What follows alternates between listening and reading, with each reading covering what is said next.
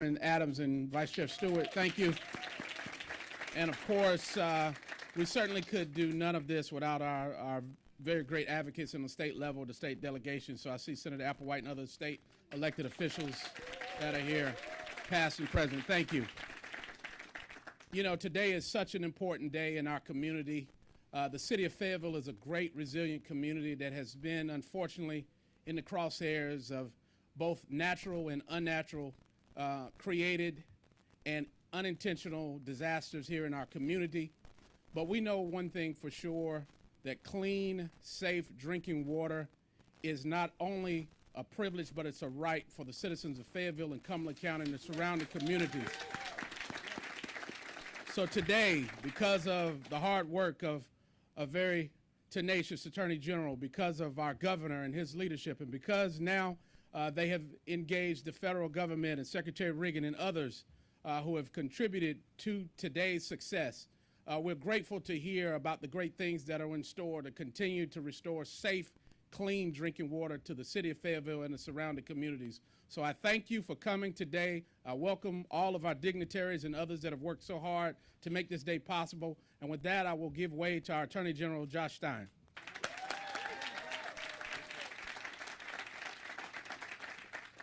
Good morning, everybody. Good morning. Mayor Colvin, thank you for the introduction. Thank you for having us. Thank everybody for being here this morning. I want to thank my friend, Administrator Regan, who has been at the forefront of this issue of clean drinking water and this issue of PFAS from our first understanding of how serious this has been. Thank you so much, Administrator Regan. How cool is it to have a North Carolinian heading the EPA?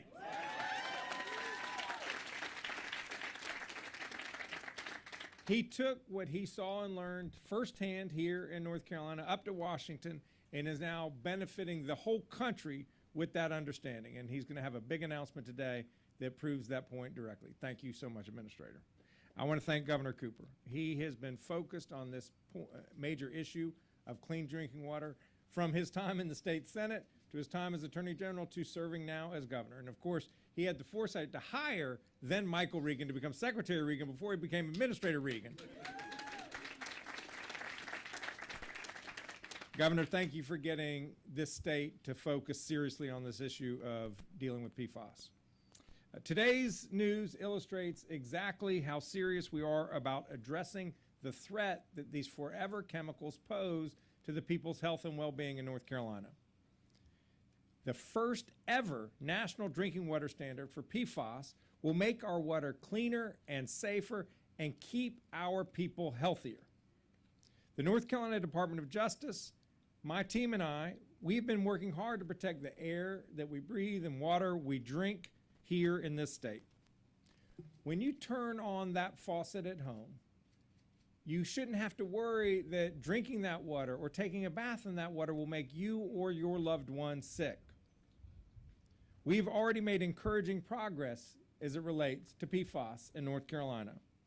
For years, companies have dumped PFAS and other chemicals that last forever into our lakes and rivers, even when they knew that these chemicals damaged people's health and our natural resources' well-being.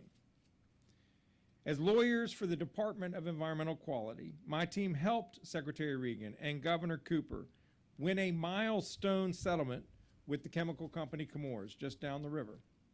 In addition to levying a $12 million fine, the largest environmental fine in state history, the settlement prevents the company from continuing to discharge Gen X and other PFAS chemicals into the Cape Fear River, requires the company to install a state-of-the-art technology at the facility to prevent PFAS emissions into the air.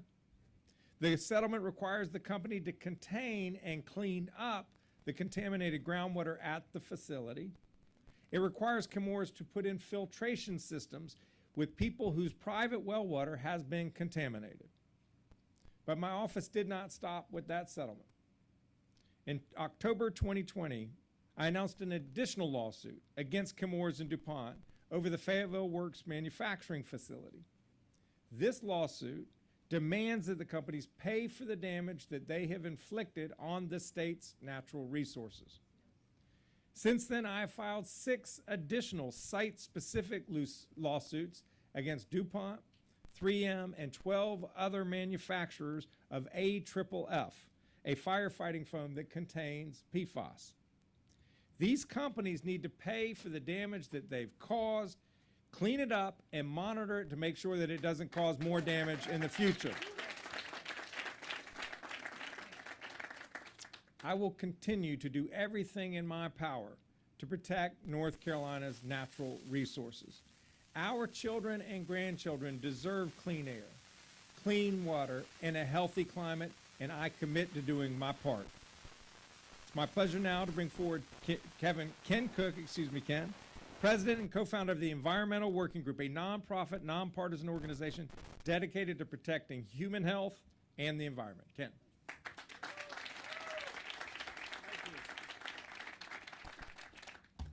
Thank you, Mr. Attorney General. Thank all of you for this opportunity, and thank all of you for this day. For decades, the American people have been exposed to incredibly toxic forever chemicals known as PFAS with no protection from their government. None. Those chemicals now contaminate virtually all Americans from birth. In fact, before birth, as our study in 2004 documented. That's because for generations, PFAS chemicals slid off every major federal environmental law like a fried egg off a Teflon pan. Until Joe Biden came along. Until Joe Biden came along. Now we're making progress, and we can't go back. We can't go back. In just the last few years, for the first time, most of those environmental laws are starting to stick to forever chemicals. How about that? Right? And today, EPA announces the biggest step yet, a tough landmark legal limit on PFAS in the drinking water of tens of millions of Americans. Unprecedented progress. We can't go back. We can't. Do you remember the 72-page PFAS action plan that was released by the previous administration? Of course you don't. It was a plan for inaction, a plan to delay or weaken the very policies the Biden administration has already implemented. We can't go back. We can't go back to the kind of leadership that would take us back, like the EPA administrator we had 7 years ago. Do you remember him? Let me remind you a little bit about him. He was the guy who asked EPA civil servants to help him procure a lightly used mattress from the Trump Hotel. It's in the record. The EPA administrator who directed his security detail to track down his favorite moisturizer, available only at select Ritz-Carlton hotels, his security detail, okay? The guy who spent $43,000 of taxpayer money improperly on a soundproof booth in his office so EPA staff couldn't hear what he was saying or who he was saying it to. Kind of a little safe room to escape career scientists and lawyers who thought EPA was here to protect human health and the environment as Congress intended. That's what they thought. The very people Michael Regan gathered around to make PFAS a priority of his entire agency, to make sure today's announcement happened and happened by the book and was as bulletproof as possible to keep toxic PFAS out of our people and out of our babies.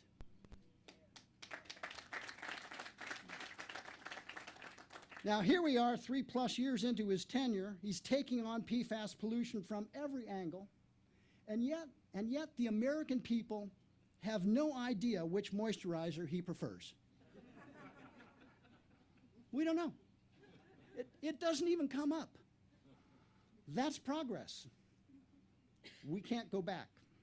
We can't go back to week after week of Infrastructure Week. Can we? No. We don't get Infrastructure Week with Joe Biden. We get infrastructure. Money, concrete, trucks, equipment, jobs, not announcements.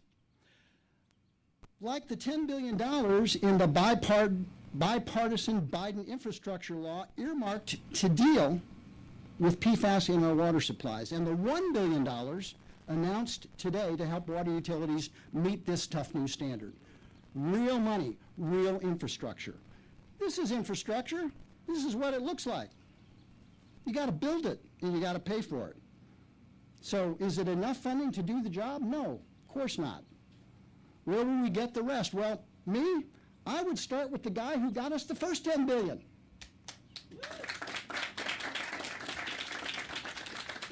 Next month marks the beginning of the Environmental Working Group's focus on forever chemicals, 25 years ago. We just turned 31, as you can probably tell. The reason we started, and in a real sense the reason we're all here today, is because one man stood up to a multi-billion-dollar company, slogged through decades of government neglect, and pulled back the curtains on the global crisis of PFAS contamination.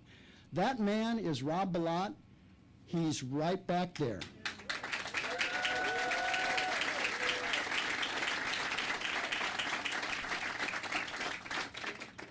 Administrator Regan, CEQ Chair Mallory, thank you for inviting me to this historic occasion.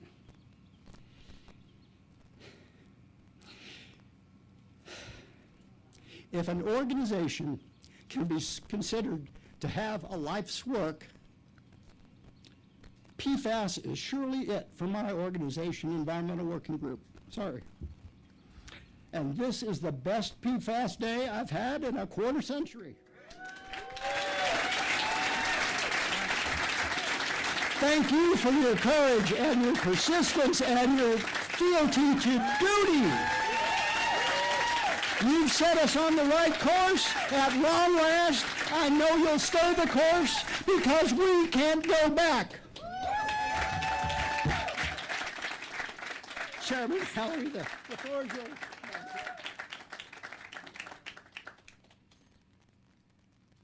Good afternoon, everyone. Oh, actually, morning. We're still in the morning.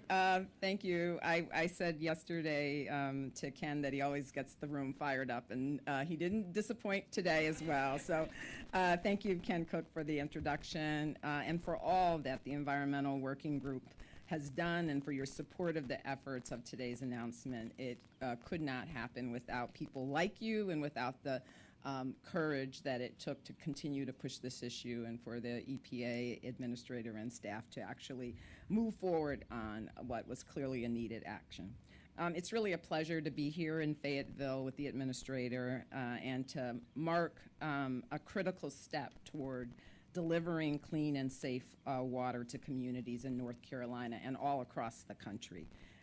Administrator Regan and the team have actually done an incredible job in getting us to this moment, and don't think that that was an easy task. But I'm really excited to be part of this significant public health announcement and want to begin by thanking Governor Cooper, Mayor Colvin, and other partners here in North Carolina. I also want to give special thanks to Emily Donovan from Clean Cape Fear, who has secured reverse osmosis filling stations for dozens of local public schools and helped to elevate North Carolina's PFAS contamination issues to a national stage. President Biden and Vice President Harris believe everyone deserves access to clean and safe water. Everyone should be able to turn on the tap and know that the glass of water they fill is safe to drink and free of pollutants that harm people's health and well-being. That's why President Biden has launched a government-wide action plan and provided billions of dollars in funding to protect communities from PFAS pollution. Today, the Environmental Protection Agency is announcing the first national drinking water standard for PFAS, which will protect 100 million people from PFAS exposure, prevent tens of thousands of serious illnesses, and save lives. We are also announcing $1 billion through the President's Investing in America agenda to help every state and territory fund PFAS detection and treatment systems to meet the standard.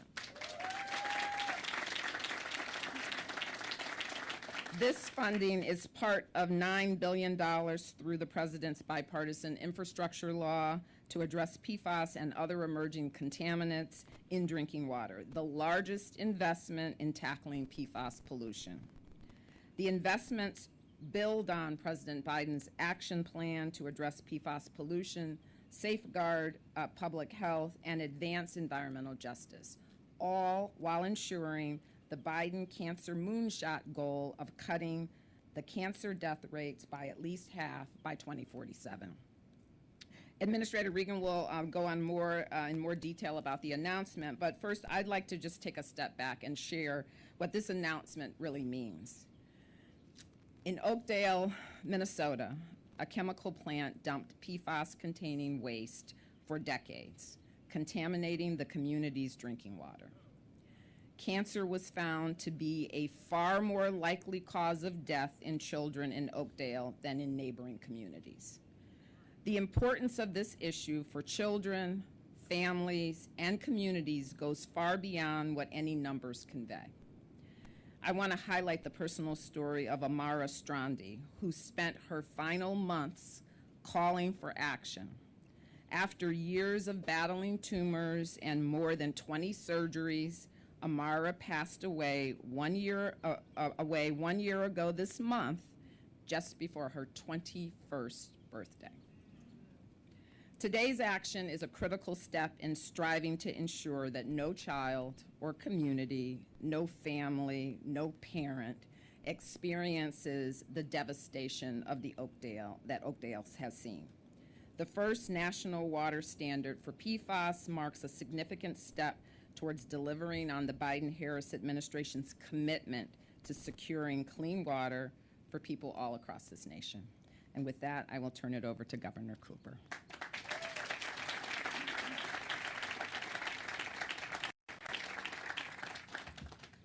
Well, good morning, everybody. It is fantastic to be in Fayetteville and Cumberland County. Ken and Brenda and Attorney General Stein, thank you for all that you are doing for clean water for families. I know that these local governments led by Mayor Colvin and Chair Adams and all of the members of the City Council and County Commissioners know firsthand how important this issue is because they've had people affected in this community by this. And so a lot of them are here today, and we're grateful for their leadership. Always glad to be with Senator Applewhite, Representative Jackson, Representative Pricey Harrison. Grateful for their leadership in the North Carolina General Assembly. Also at our Department of Environmental Quality that our EPA administrator left in great shape. Secretary Beiser couldn't be with us today because she's in Washington doing good work, but we have our Chief Deputy Secretary of DEQ, Tim Watkins, and our Assistant Secretary for Environment, Susha Mazemore, who have done tremendous work in this area. Look, let's get to the bottom line first here. Families and communities deserve clean, safe drinking water, period. End of story. And we know that these forever chemicals, PFAS, often called Gen X, they threaten it. Now, when I became governor, we'd already been reading these reports of the pioneers on this issue who began to realize what a problem it was. And our scientists and health officials were becoming concerned about these forever chemicals. And they didn't know for sure how they affected people's health. And they didn't know for sure what levels were safe in the drinking water. In North Carolina, we did not wait. we went to work. And one of the reasons why Administrator Regan is here, this is his home state and he loves it very much, but he knows that with his leadership, with our team, that we were on the cutting edge on this issue in North Carolina. In fact, when I was interviewing Secretary Regan for this job, some people had told me, he's too young. He's too young to lead the Department of Environmental Quality. I asked him that question, Michael, they say you're too young. He said, well, Governor, I'm working on it every day. That's the guy you need, right? And when President Biden was talking with me about a leader that he needed to be administrator of the EPA, one of the toughest jobs in Washington, I looked at what the EPA had gone through under the previous administrator that Ken had just talked about and the previous president. And I thought about our Department of Environmental Quality that had gone through a gutting from the majority Republican legislature and my predecessor as governor. And I said, Michael Regan helped to turn DEQ around and raised the confidence level and gave everybody purpose, and he can do the same thing for the EPA in Washington, and he has done that. And I'm grateful that you are here. But in 2017, we went to work. We set up our Secretary's Advisory Board to begin digging into what we could do to protect North Carolina communities. And it started out with our Department of Environmental Quality. We realized there was a real health aspect here, too. So we brought in the Secretary of the Department of Health and Human Services, and we brought all these people together working on what we could do. Our DEQ worked to find the source of the Gen X in the Cape Fear River. And we took that polluter, Chemours, to court, and to this day, we're working to keep them accountable for what they've done. We rolled out an action strategy to help to protect communities and their drinking water and to clean up existing contamination. And we proposed legislation to the General Assembly to hold polluters accountable and to make them clean up their own mess.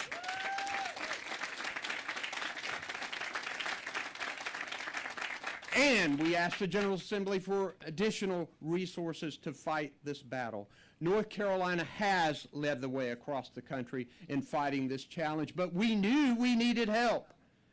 How can you adequately prevent the threat if you don't have a measurable standard that can be enforced? How will our communities be able to afford the changes that are going to be required in their water systems, the filtration? How are they going to be able to afford it? Administrator Regan and the Biden administration is here to provide the answers to both of those questions. For years, we've been calling on the federal government to help in tackling this complex issue. I had a phone call very early in my first term with the previous administrator of the EPA and didn't ask him any of the questions that you talked about, but I did talk to him about PFAS, and when I hung up the phone and looked at the people who were around me listening to the call, we aren't going to get any help here. The previous administration and President Trump, they really weren't interested in helping on this issue. But thankfully, when they got into office, the Biden administration was. And you remember, Michael, 3 years ago, we joined together with the Biden administration at North Carolina State as we rolled out the EPA's roadmap to tackle this contamination. That roadmap was built on the roadmap that North Carolina had already started. And it made a big promise that for the first time ever, we would set a national limit on PFAS in drinking water, and that the Biden administration would do that. Today, Administrator Regan and the Biden administration are delivering on that promise that they made, not only to North Carolinians, but to all Americans across this country.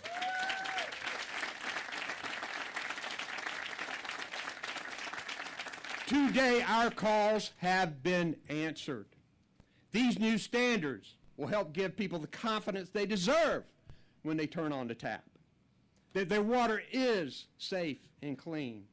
And here in North Carolina, we've already been preparing for this day Our Department of Environmental Quality is partnering with our local water systems, getting ready, taking hundreds of samples of water, providing technical assistance. We're proposing PFAS limits for surface and groundwater. But we know that with all this, our water systems will need a lot more help and funding to reduce PFAS in drinking water and get everybody to that safe level. And the Biden administration is answering that call with the bipartisan infrastructure law, and we're going to work to get as much of it as we can, Administrator Reagan, here in North Carolina. But, and I know these legislators are with me who are here today, we need to get the legislature to step up with more funding in addition to passing that bill that requires polluters to pay, because it shouldn't be the taxpayers and the consumers who pay. They should be paid for the damage that they cause. And we know that the Biden administration agrees with us on this, as they're working to include PFAS as a hazardous substance under federal law that can trigger requirements for polluters to pay for treatment and cleanup. Folks, we still have a long way to go, but we have to work every day. And today is a significant step toward cleaner and safer water for all Americans. And now, thank you very much for that, and thank you to Emily Donovan and her work as co-founder of the Clean Cape Fear, and I'm going to introduce you right now. Emily?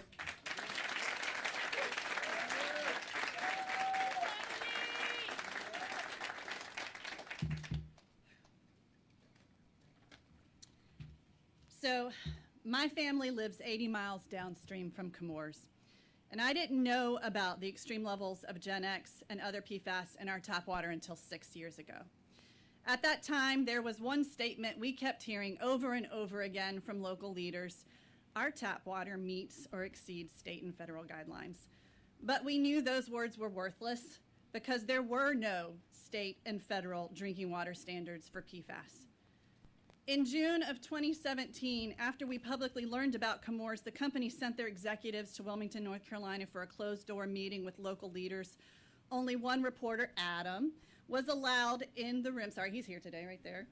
Was allowed in the room with no cameras, no microphones. That was the moment that we knew our contamination crisis was bigger than we ever imagined, and we quickly formed Clean Cape Fear, and we co-hosted the first ever town hall on Gen X with our friends Cape Fear River Watch, Dana Sargent.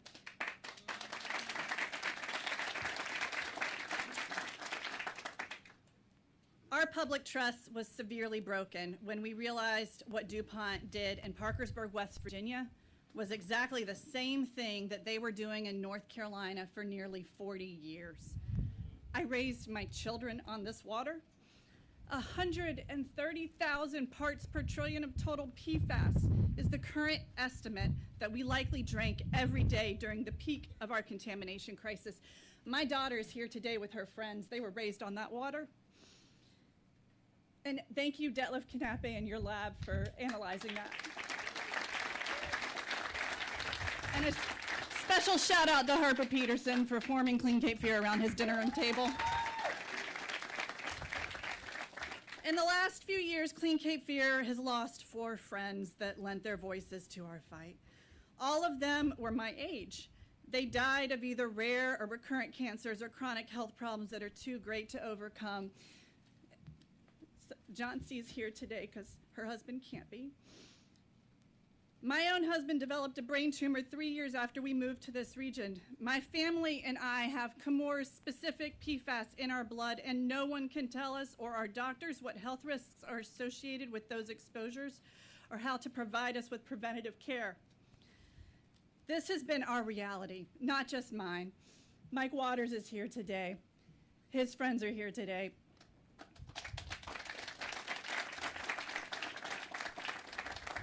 I know we can't change the past, but we can fight for a more just future, and that is exactly what we are doing today. For every DuPont and Chemours in the world, there is an EWG, an NRDC, an Earth Justice, a Center for Environmental Health, and a North Carolina Conservation Network. and countless other state and national organizations that are fighting alongside us. We are here today because of people like Rob Bilott, Radhika Fox, Mark Strainer, and a whole committed scientific community that's willing to spend their nights and weekends doing what is right instead of what is easy. We are also here today because of grassroots community leaders like Katie Bryant from Pittsburgh and Cheryl, acting chief of the Waccamaw Indian people. Hope, Joanne, Laureen, Tony, Arnie, Jennifer, Linda, Brenda, Stell, Sandy, Dana, Aisha, Jamie, and my friend Andrea, who likes to say that we are as persistent as PFAS. We are the national PFAS contamination community, and we stand united. We go to DC regularly fighting for these rules, fighting for these changes, and I am so grateful that you listened to us, Mr. Administrator Regan. We've been fighting for years, some for a decade, to make sure no one else has to live through the traumas that we have endured. But most importantly, we are here today witnessing history because of the leadership of our next speaker. I first met Administrator Regan 6 years ago when he was Secretary of North Carolina's Department of Environmental Quality. He had only been in that role for 3 months when we publicly learned about Gen X and Chemours, and it's been a roller coaster of a journey ever since. Today, I am overwhelmed with gratitude, and I am so deeply honored to be in this moment knowing that the next time I hear the words meets or exceeds federal and state drinking water standards, that those words will actually mean something.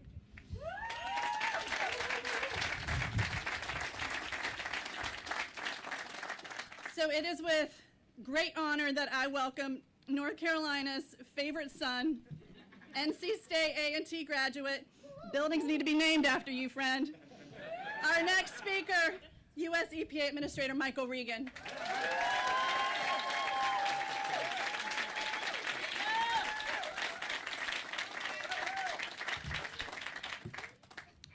Good morning.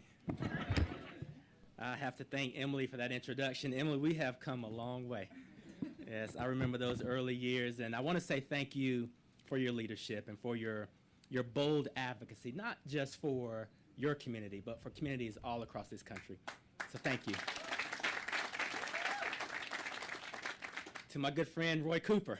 Yes, I think Governor Cooper walked you through the history. And what I want to say about Governor Cooper is, I'm not just proud of Governor Cooper's leadership for the state of North Carolina. At the time, Governor Cooper was setting the example for the nation.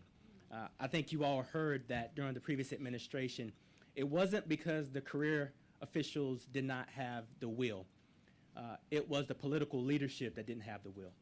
So governors like Roy Cooper took the wheel and started driving this topic for the nation. So Governor, thank you for that leadership. And it takes a team to do this, and the governor had a very strong partner in a very aggressive Attorney General, Josh Stein. Thank you.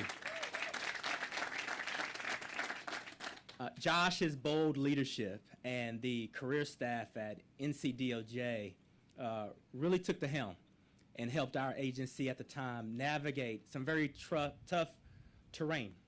And I think Josh laid out the accountability that we laid out for the state of North Carolina. So Josh, again, thank you for your leadership. To my good friend, Brenda Mallory, chair of the White House Council on Environmental Quality. Brenda's expertise has come in very handy. Brenda has expertise in water quality beyond some of these persistent forever chemicals. She has been an excellent partner in representing the White House as we have designed this regulation. So Brenda, thank you so much for being here. Mayor Colvin, we've been here before. Yes, it's good to make this progress. And, you know, Mayor, while we've been at this for a while, I can say that your leadership has never wavered. We greatly appreciate you for hosting us today, and greatly appreciate Commissioner Adams as well. I think this county and this city has been well served, so thank you, sir. And then for those of you who didn't know Ken Cook, you know him now. Ken has been an excellent partner to this administration, holding us accountable, but also helping us navigate and find practical solutions for a problem that has been persisting for too long. So Ken, thank you, and thank you for leading EWG, and thank you for the commitment and the passion that you all have on this topic. Yes. And then I want to thank EPA staff. Again, I want to reiterate that while we all recognize that the previous administration did not have the political will, the expertise was there. The expertise is there. And we are here today because those career staff never told me no. On day one, we gave them the assignment, and they have delivered. So thank you to my EPA staff.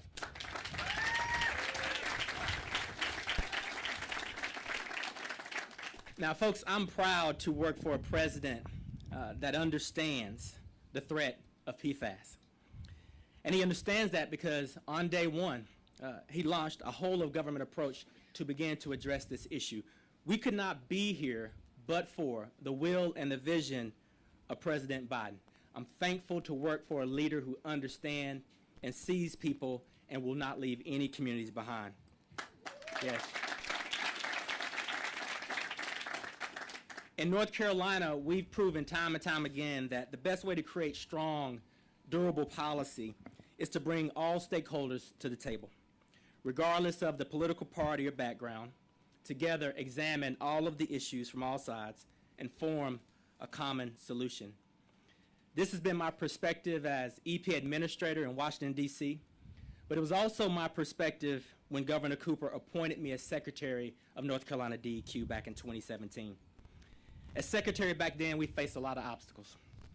Challenges like the impacts of floods and hurricanes resulting from climate change, tackling environmental justice, and cleaning up coal ash, just to name a few.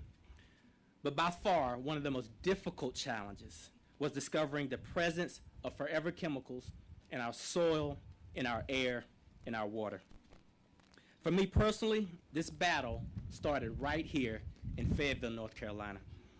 We learned that for decades, Comores had been dumping forever chemicals into our precious Cape Fear River, saturating our soils and spewing emissions into the air for miles and miles and miles. And while there is no doubt that these chemicals have a place and are important for certain industries and certain practices, there is also no doubt that these chemicals entering our environment in an uncontrolled manner are harmful to our families, harmful to our communities, and harmful to our economy. We've all heard from parents like Emily Donovan, who had no idea that the water she was giving her children since birth was contaminated with PFAS. I've also heard from parents like Andrea Amico, whose family moved to Portsmouth, New Hampshire in 2007. And like any parent, Andrea enrolled her small kids into a daycare after the move. 7 years later, she would find out that her kids were drinking contaminated water. Folks, I want to be clear as a parent and clear as EPA administrator. There is no greater priority for me than protecting our children.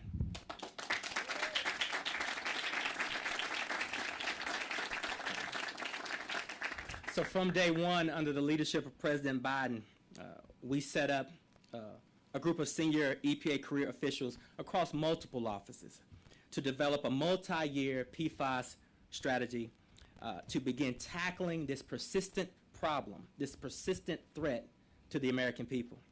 In October of 2021, we announced the PFAS Strategic Roadmap, guided by President Biden's whole-of-government call to tackle PFAS pollution and deliver clean water for all.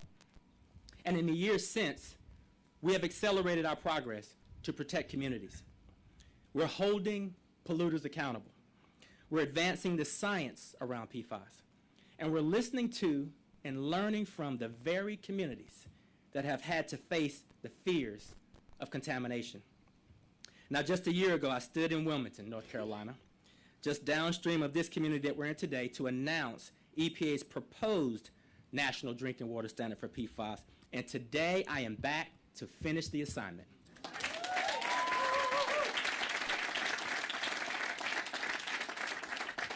You know, today I'm proud to return to North Carolina to announce the first ever nationwide legally enforceable drinking water standard for PFAS, the most significant action EPA has ever taken on this chemical, on PFAS. This new standard will reduce PFAS exposure for approximately 100 million people.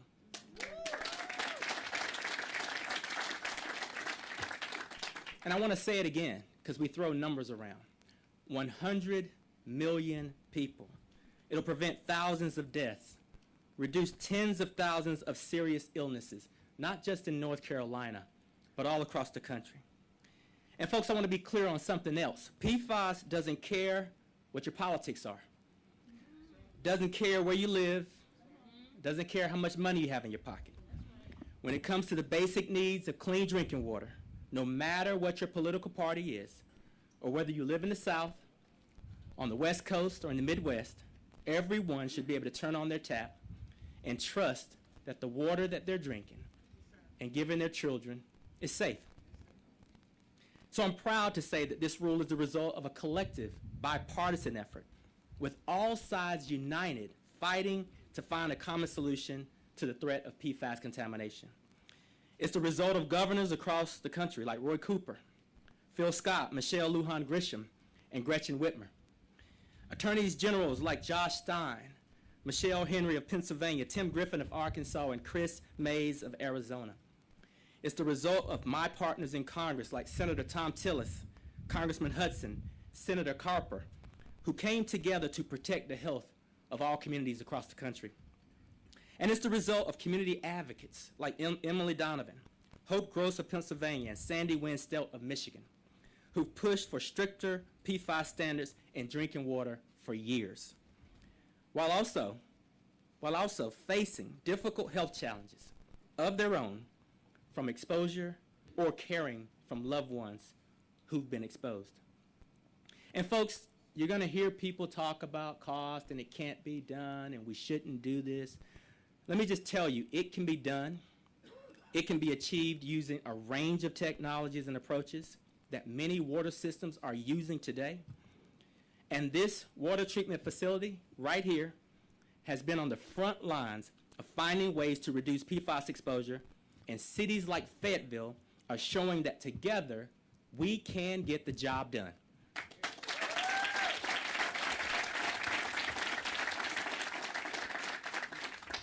But President Biden also recognizes, as you've heard, that some water systems need help. That's why, alongside today's announcement, we are announcing $1 billion in funding for states and territories to conduct initial testing and treatment at public water systems and homes served by privately owned wells.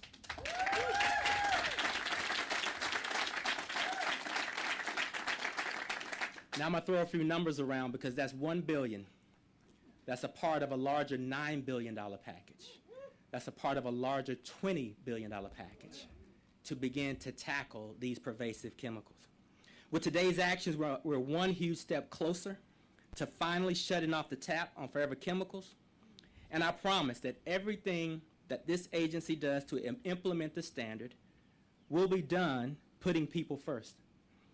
You will never have to wonder who the Biden administration is working for. We're working for you. We're working for your children. We're working for your neighbors, and we're working for you. President Biden and Vice President Harris and this EPA will continue fighting until all people, every single person in this country, has clean air to breathe, clean water to drink, and the opportunity to live a healthy and prosperous life. Thank you all.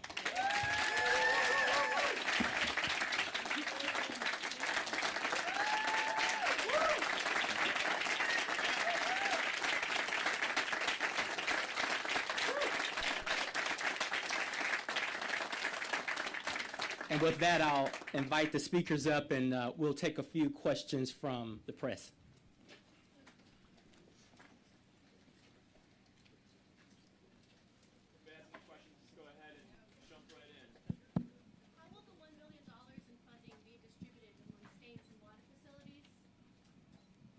Yes, we have a prioritized list, and you'll be able to visit us on EPA.gov to take a look at how the money will exactly be distributed. But it's going to be based on need. And all of the money that is coming from the Bipartisan Infrastructure Law and the Inflation Reduction Act prioritizes communities that have been disproportionately impacted first. So those who have never had a seat at the table finally have a seat at the table with this administration. Administrator Regan, what do you have to say to people who say we should be stopping the pollution at the source instead of burdening taxpayers with these cleanup costs? I agree with those who say we should be stopping at the source. And that's exactly what we're doing at the federal level, and it's what we're doing at the state level. I think you heard the governor, Attorney General Stein, and myself say that we're holding polluters accountable. The taxpayers should not have to pick up the tab solely. And so as you see national news around big settlements from these companies that have been caught with their hand in the cookie jar, you're starting to see that we're producing the science, we're producing the roadmap for these health standards, and it's time for companies to pay. These standards apply to 6 types of PFAS, but there are thousands of types of PFAS. Why these 6, and what about the other thousands? You know, we're starting with this 6 because with this 6, we have the best science and data to design these health standards. I think you might know that everyone is not in agreement with us regulating this. And I think we all can gauge the temperature of the courts these days. So what EPA is doing is we're measuring twice and we're cutting once. This is the first of 6, and we're going to continue until we get to all of them.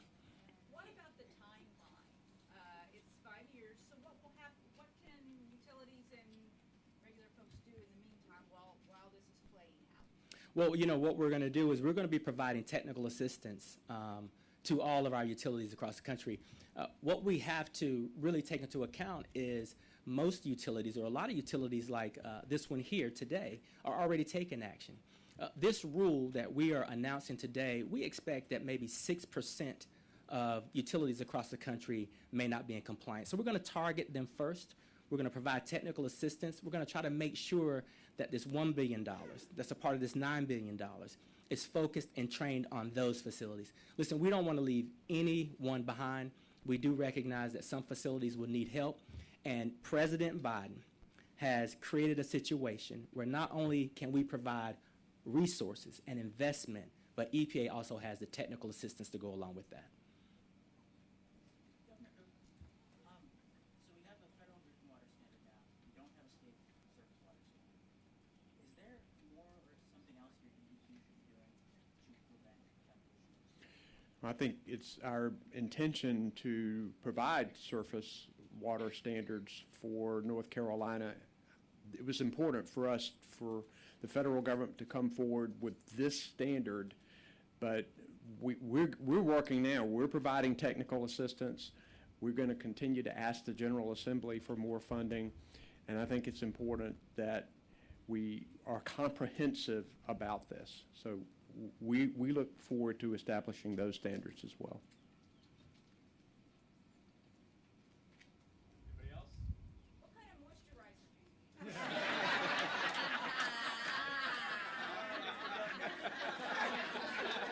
Thanks, Ken. We don't know. We don't know. We have filed Freedom of Information Act requests. We still don't know. Thank you all. Really appreciate you being here. Thank you.